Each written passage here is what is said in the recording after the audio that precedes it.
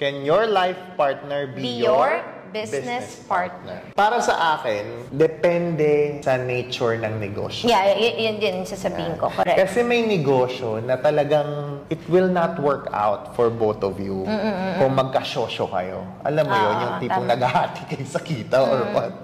Kasi, yeah, depende sa line of business. Kapag mag-asawa na kayo, I would think you take the income as one.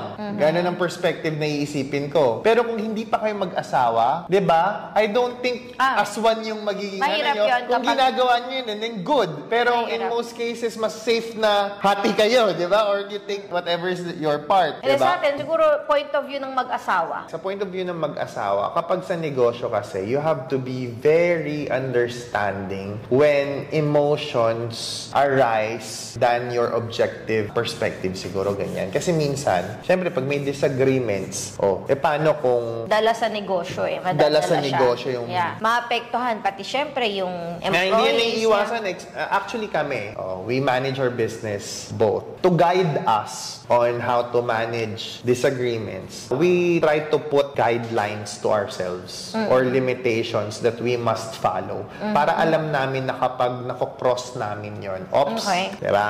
Kung hanggang saan ka lang, hanggang saan this lang is what we talked about. So, kung hindi yan pasok sa napag-usapan, hindi ako pwedeng magbigay ng masamang komento or something, ganyan. Or to, alam mo yun, basically you have to communicate well with each other. And as much as possible, mahirap man sabihin, kailangan yung iset aside kasi minsan yung relationship doon sa negosyo, sa business. Pero, if you're working out together for the business, then you take it as one naman, supposedly.